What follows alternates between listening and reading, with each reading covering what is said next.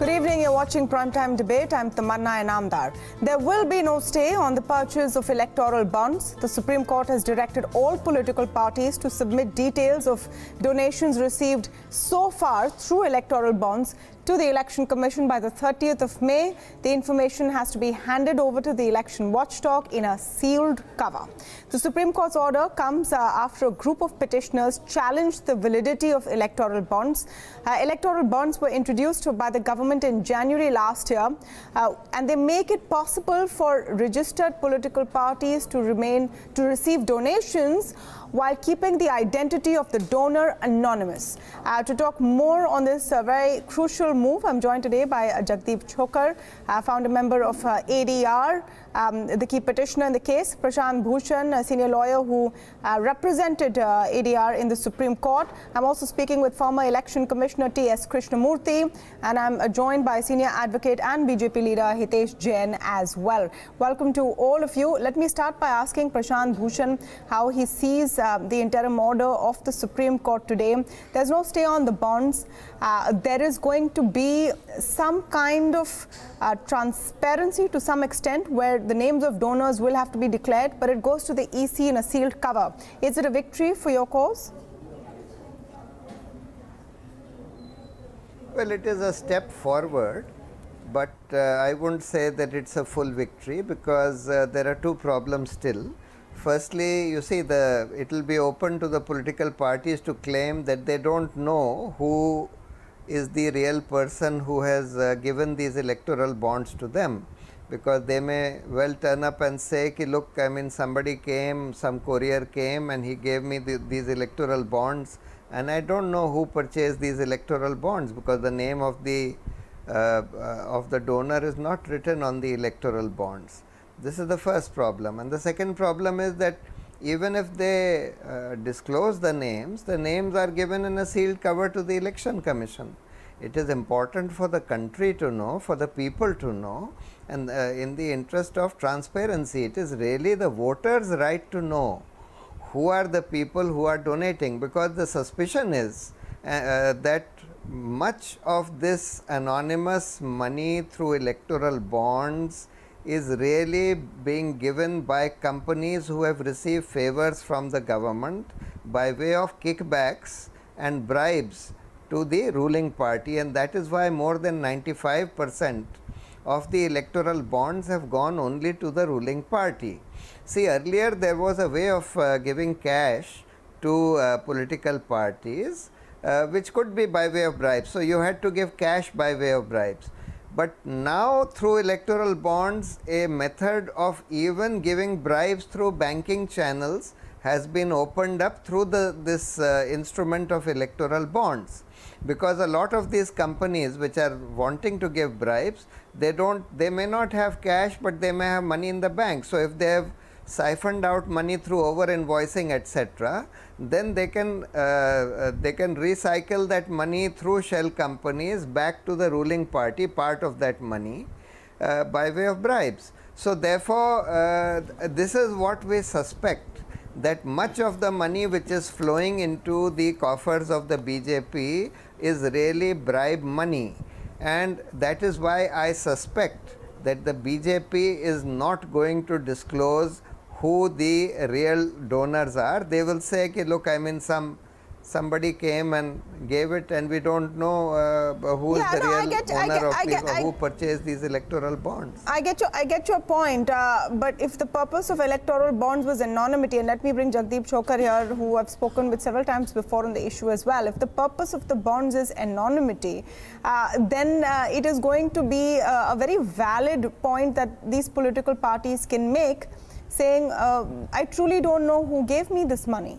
And what about the argument that as long as it comes through the banking system, it's legitimate. It's not black money, it's not unaccounted for, it's through the legal system.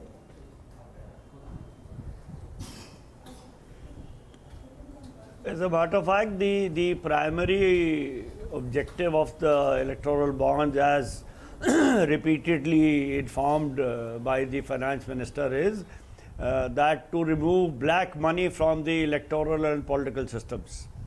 Now, I'll give you a couple of reasons why this is not true. We are in the midst of an election right now, and electoral bonds have been around for 2 years now. Every other day or every day, the Election Commission puts out some statement of how much cash has been seized somewhere or the other in the country. Now, if that cash continues to be moving around during the electoral process and some of it is seized, and I can imagine that bulk of it would not be seized, it would escape seizure, that right now as we speak, electoral bonds are there, but black money continues to play a significant role in the elections. So therefore, to say that electoral bonds will remove black money from the system is not tenable. Secondly, as a matter of fact, I was quite surprised yesterday in the hearing in the court. One of the honorable judges of the Supreme Court explained how money can be routed from one shell company to another, to another, to another, and starting with a wad or a host of illegal cash, you can convert it into banking channels. So if it comes to a shell company in India from another shell company in another country, why? Because they have set up a foreign subsidiary here. Yes, it comes through banking channels, but it is not really legitimate money. So therefore, the objective of stopping black money is not being achieved at all. And Tamanna, you kept saying the objective is anonymity. The anonymity objective is put forth on the argument that if somebody gives money and other parties get to know it, they harass this person or this company. Yeah. Now, there is an RTI response from the Election Commission of India in last year in 2018 August, saying that for the last 4 years, 2014 to 18, there has been no complaint from anybody saying that they were harassed for donating money to a different political parties. But so this harassment issue, A, the data does not support it, and B, the question is who can harass? Only the party in power can harass. Yeah. No other, the opposition parties cannot harass because they don't have the state machinery to harass. And therefore, we see that 95% of the bonds go to the ruling party. And this is likely to happen irrespective of who the ruling party is. yeah, And that is partly the reason why all political parties, except with the exception of CPM, just an important point I want to add here. All political parties, with the exception of CPM, have supported this. Yeah, exactly. All political parties have supported it. 95% has gone to the BJP, and the reason we know that is because the BJP actually filed its returns with the Election Commission. Other parties haven't bothered to, so we don't even know that from that remaining 5% who's got what or how much. Prashant Bhushan, I want to come to you on Congress got about 2%. Okay, I want to come to you on the importance of the timing. We're bang smack in the middle of election season. There are about 40 odd days more of this election bond window being open. So people are going to be able to go and buy these bonds and donate them anonymously, and that continues. Is it going to have that much impact as you may have hoped for if the actual full order comes later, and the fact that there's no stay right now? So whichever party needs the money and needs to keep the donation anonymous, if I go by what you're saying, would have enough time to do it. Well, I think it will put a brake on the donations through electoral bonds, because now the companies who are donating, or the people who are donating anonymously, and I presume that much of these would be kickbacks really, would now realize that this anonymity is not going to remain, because in any case the State Bank of India would have the full information about who the party is, or who the person is who has purchased these bonds, and who has which party has redeemed them. Therefore, they will be able to connect these two pieces of information, that is the identity of the donor and the identity of the political party to whom that electoral bond has been given. So eventually the Supreme Court, if it is to remain consistent with the objective of today's order, eventually the Supreme Court will have to ask the State Bank of India to reveal those details to the Election Commission, and thereafter reveal for the Election Commission to reveal it to the people of the country, because ultimately it's really the people who need to know as to who are the people who are donating to these political parties, so that if kickbacks are being given, or for even if kickbacks are not being given, people need to know who are the people who are donating.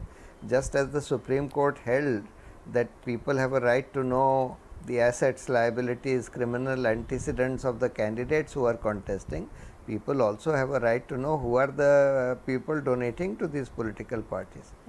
I have Hitesh Jain joining us in on the conversation. Hitesh, how do you look at the developments in the Supreme Court today and the argument which was made by the Attorney General, saying that people do not need to know who is donating to political parties? They need to know about the candidates, but why do they need to know who's donating? How would you defend that statement? Nowadays, what is happening is Prashant Bhushan, by his habit, has a tendency to exaggerate and misrepresent and does not present the complete fact. I don't know whether he pointed out or whether we are all aware, there is a reform that was taken out by Mr. Pranab Mukherjee when he was the finance minister in UPA 2. And what was that reform? A donor could donate to a registered electoral trust, which in turn would donate to a political party. The disclosure will be only the name of the electoral trust, and the link between the identity of donor and the party would never be known. This practice, which was legislated by UPA 2, is still in progress, and it is also continuing to be in process. People are using this method also. So, I mean, what Mr. Prashant Bhushan is talking is completely, that is the reason he is exaggerating. Now, the example which I gave you, if people have to follow the process of UPA 2 reform, where you make a donation to the electoral trust, and the electoral trust will make the donation to the party, so the identity of donor is not known, and this provision is not being challenged, and they are in agreement with this view. So this clearly exposes the dichotomy and double standard. Okay, let Prashant Bhushan respond to that. There was already a process in place earlier which obfuscated the source of donations, is the charge that Hitesh Jain is making. Mr. Bhushan. Well, I'm not totally certain as to whether the details of those or the names or the identities of those who donate to electoral trusts and through them to political parties is eventually not known, because this issue, as far as I am aware, was not raised by the Election Commission earlier. But if that is the case, then we will certainly challenge that also, because certainly there cannot be any and there should not be any anonymity whatsoever about the donors and the identities of the donors who are donating to political parties. In fact, when this demonetization was done, the Prime Minister claimed that it is being done to make a cashless economy or a less cash economy. We have been saying that, well, you can't expect ordinary people to transact their whole business without cash, but you can certainly expect political parties and candidates contesting elections to do so.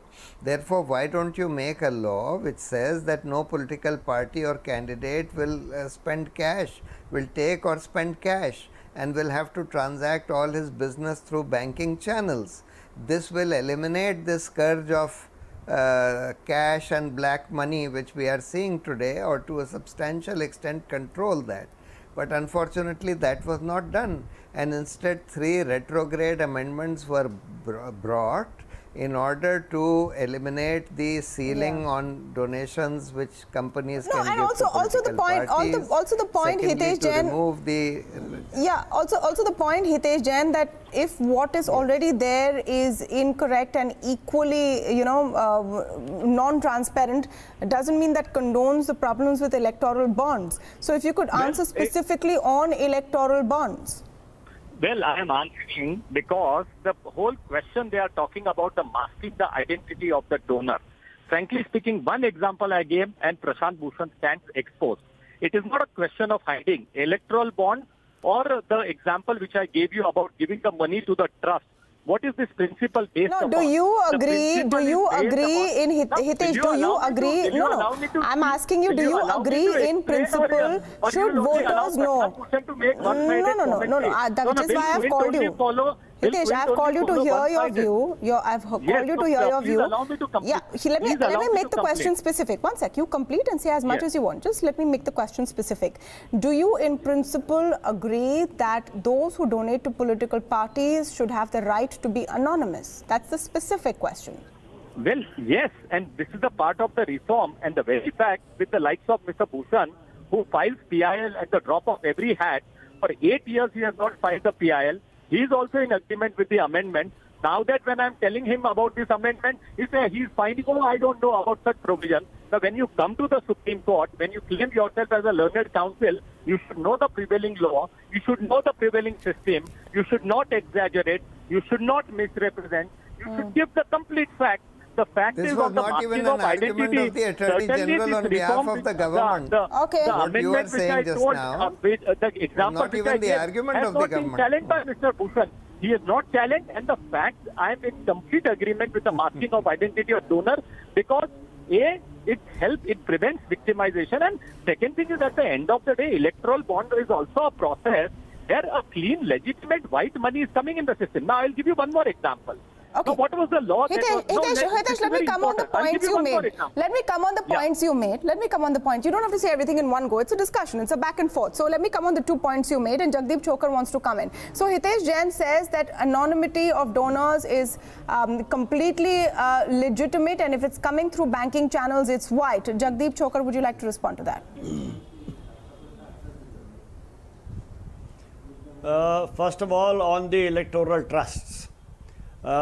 There was an electoral trust by the name Public and Political Awareness Trust, which gave equal amount of donations to both BJP and Congress. We tried to find out who had set up this trust, and it turned out that there were 3 companies in different cities, different states, and in different industries. So we became curious as to how come these 3 companies came together to set up this trust. And when we lifted the corporate veil on these 3 companies, we discovered that there was a company registered in the UK which was 100% owner of these 3 companies. And therefore, we filed a case in the Delhi High Court saying that by accepting money which is ultimately from a foreign source, BJP and Congress had violated Section 4 of the FCRA 1976, which explicitly prohibits political party from accepting money from foreign sources. The Delhi High Court, in a judgment in 2014, accepted our contention and declared that both BJP and Congress were guilty of violating the FCRA, and therefore action should be taken against them within 6 months of the judgment. Obviously, no action was taken, and both parties filed appeals in the Supreme Court. And while the appeals were pending, the FCRA was amended as a part of the budget, which is very strange because FCRA has nothing to do with the Consolidated Fund of India, but still it was done. And then at the next hearing, the lawyers of BJP and Congress said that since the law has been amended, therefore the appeals are infructuous. Yeah. They were then informed that the High Court in its judgment had specifically written that the FCRA was originally enacted in 1976, which was repealed in 2010. A fresh FCRA was enacted in 2010. And because these donations were taken before 2010, they would be adjudicated on the basis of the FCRA. I remember this. They changed the law retrospectively. And just a minute. Give me half a minute to complete. Give me half a minute to complete. I will tell you the end result of the electoral trust. So when that was pointed out, BJP and Congress withdrew their appeals. And in the next budget, the FCRA 1976, which had been not in existence for 8 years, was amended. To amend a law which is non-est is an impossibility. It is like committing performing knee replacement surgery on a person who has been dead for 8 years. Now, this is what the Electoral Trust has led to. Electoral Trust was no paragon of virtue. Electoral Trust was as bad as the electoral bond. And so far as the question of anonymity and harassment of donors, I have already said, the Election Commission has responded in writing to an RTI query that in the last 4 years, there has been no instance of harassment by anybody by any political party for donating to a different party.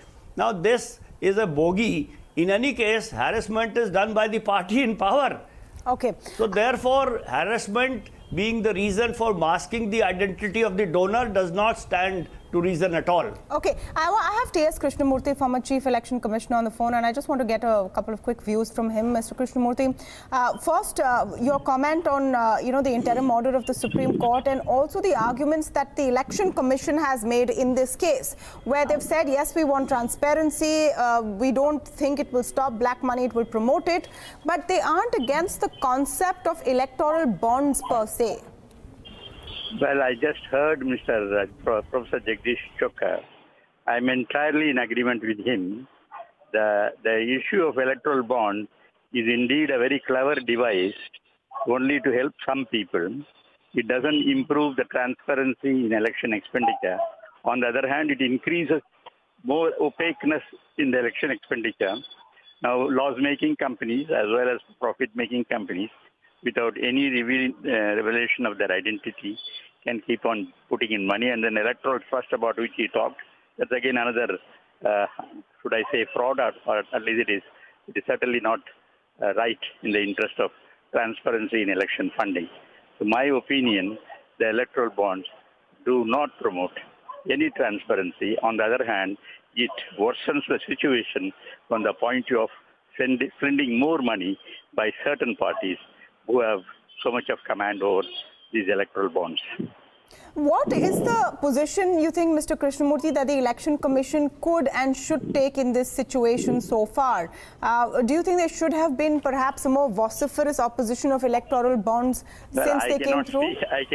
I cannot speak for the Election Commission. All that I can say is, if I were the Election Commission, I would have said this system should go. Okay. I have Hitesh Jain back, and Hitesh, you heard T.S. Krishnamurthy as well saying that these do not promote transparency at all.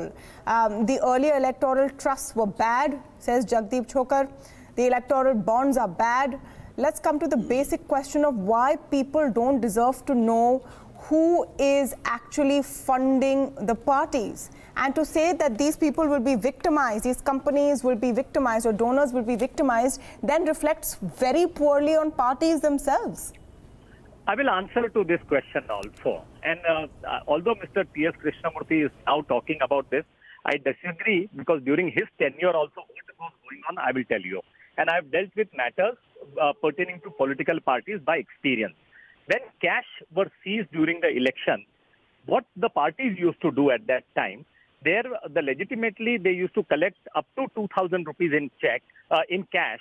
So what they used to maintain is they used to maintain a register, 20 rupee, 50 rupee, 100 rupees, 2,000 rupees. On that basis, they used to show anonymously crores of rupees of cash, and they used to deposit the money in the bank. And then they used to show that, oh, we have received like hundreds of crores or thousands of crores from public at large. So did you knew the identity?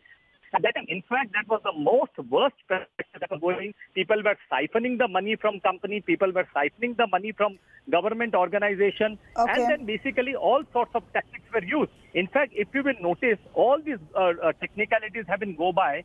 This 2,000 rupees also have been amended in the current regime.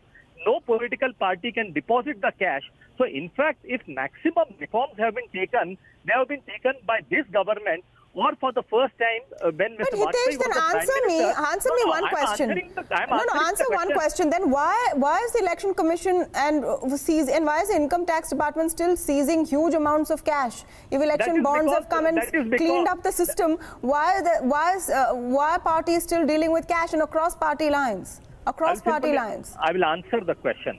The problem is, even if you have law of theft, robbery, dacoit, murder, Does that mean that by having a law, the crime comes to an end? A person who wants to commit a crime always finds a way to commit a crime. Hitesh, you can't have it both ways. I know you are the lawyer, but you're arguing this both ways. You're saying it's a fantastic rule which stops cash, but there is cash because people are bad, but everything we have done is really good. Yesterday we saw the regional parties like TDP, BSP, they were caught on the camera giving 500 and 1,000 rupees to get the vote. These scenes were seen on the camera. What we saw in Andhra Pradesh yesterday, brazenly on the camera.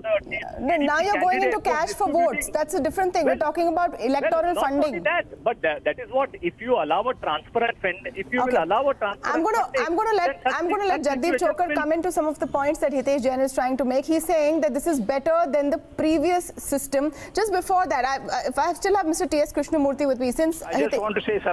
Yes, because since he mentioned you by name, I think you should respond, sir. Yes. This gentleman said that the present system is an improvement over the earlier one. Yes. On the other hand, it is certainly not an improvement. It is worsening the situation. In fact, if you want to stop cash donations, say no cash donations. In Canada, for example, only members can contribute to the party. Why others should contribute? Say that no donation will be accepted by any party.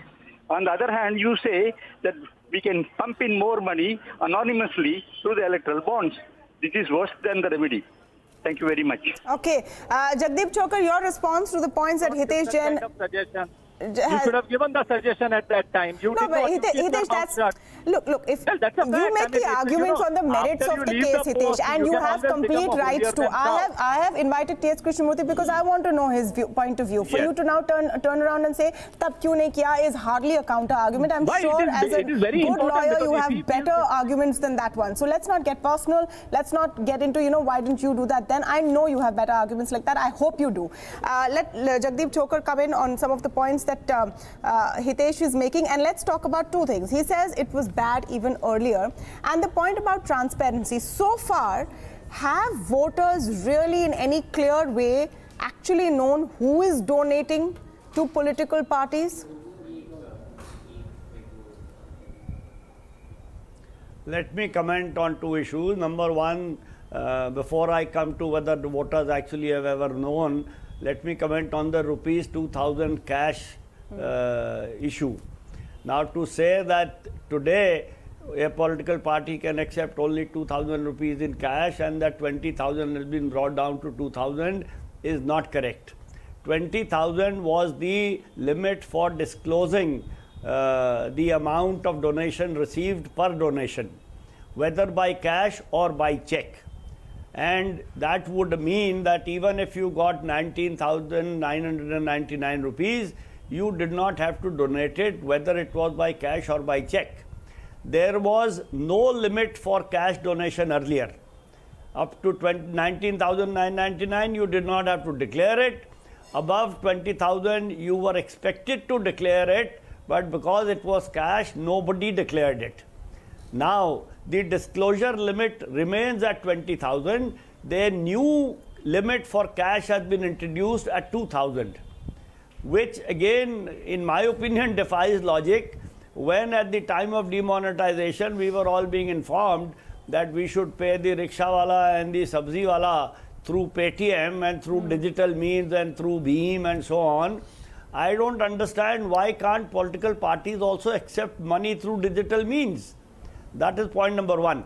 Point number two, whether citizens or voters have known ever that who is funding political parties, the answer is no. And to say that the citizens or voters should worry only about the candidate and not about the party is actually very, very laughable, because where does a candidate come from? A candidate is nominated or given a ticket by the political party. Then there is a limit on the expense of the candidate, but there is no limit on the expense of the party. Yeah. So if the candidate wants to spend more and more money, the political parties will spend it, and the candidate will say, I'm not spending, the party is spending. Therefore, we need to know where do political parties get their money from. Yeah. As much as we need to know where do candidates get their money from. No, absolutely. This is an issue of transparency, and it's not the last we've heard of it. It is only an interim order. The timing is important. We'll have to wait and see what political parties actually declare, and it's going to be in a sealed cover to the Election Commission, so there won't be more details there as well. I want to thank all of you for joining us on the discussion today. But just think of it this way. All of those ads, hoardings, those big spends, the choppers and the rallies that you see, someone's paying for it. And does anything in this world come for free? I'll leave you with that thought. And thank you once again for watching the show.